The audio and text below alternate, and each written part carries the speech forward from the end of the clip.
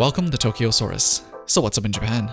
Gundam and Pokemon. They're two of the biggest exports in Japanese entertainment, but you rarely ever hear them in a single sentence. But that was until today or recently. In the latest episode of Pokemon Sun and Moon, somebody noticed a pretty subtle at first but obvious once you see a type of reference. And it was a reference to the very first Gundam series, Mobile Suit Gundam.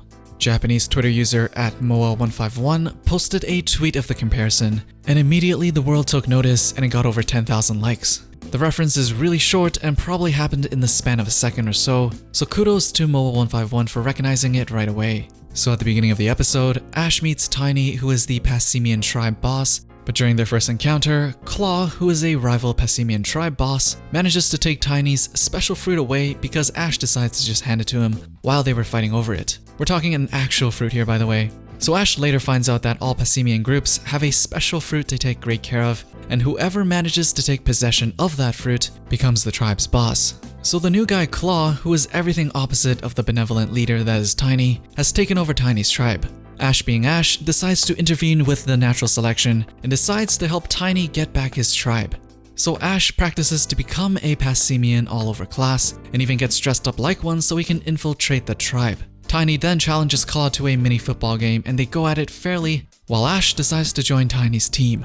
Claw, being way bigger than Tiny, gets the advantage at the beginning, but Tiny pulls out a move he obviously learned from watching Gundam and ends up wrecking Claw's team and takes back his tribe. The iconic move basically involves Passimian using his first opponent as a jumping board to get to his back lines. In the original Mobile Suit Gundam, this iconic move was actually used to fight off another iconic move by the name of Jetstream Attack, which involved a trio that lines up one behind another, with two of them firing range attacks with the last one using a melee.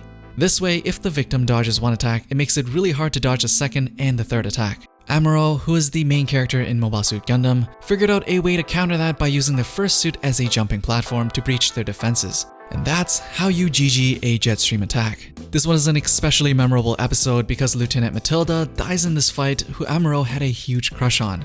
But obviously, the Pokemon episode did not end the same way for our Passimian. They celebrated their victory with Ash and all is good. Someone on the animation team was obviously a huge fan of the original Gundam, and they even made sure the expression of Claw was exactly the same as the leader of the Black Trash Stars when Amuro jumped on him. We usually get Pokemon references in other shows, but it seems like they're on a bit of a roll here, and surprisingly, people found another reference in the latest trailer for the upcoming Pokemon movie that has everyone's new favorite Ash, Cute Ash.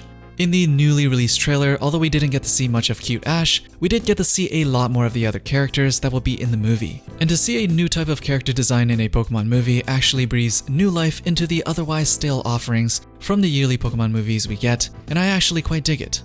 And it works quite well for Pokemon because this prepares us for an entirely new look to the future Pokemon main series games that will be coming out on the Nintendo Switch real soon. But back to the actual reference. It was this character right here. We don't know much about him, we don't know if it's even a reference, but we do know he looks a lot like our main character from Cabaneri of the Iron Fortress, and that Wit Studio, who was responsible for making Cabaneri, is also the studio making this new Pokemon movie. Is it a coincidence or is it an actual reference? Who knows? Maybe you can tell me what you guys think down below. Anyways, that's it for Pokemon references in both the latest Sun and Moon episode and the upcoming Lugia Pokemon movie for 2018. What did you guys think of the references, and do you think that the new character in the Lugia Pokemon movie is actually a Cabaneri reference? As usual, I left a poll for you guys up there, and also let me know down in the comments below. Don't forget to drop a thumbs up before you leave, subscribe, and hit that bell for notifications if you want to be updated with the latest that's going on in Japan, and I'll see you guys in the next one.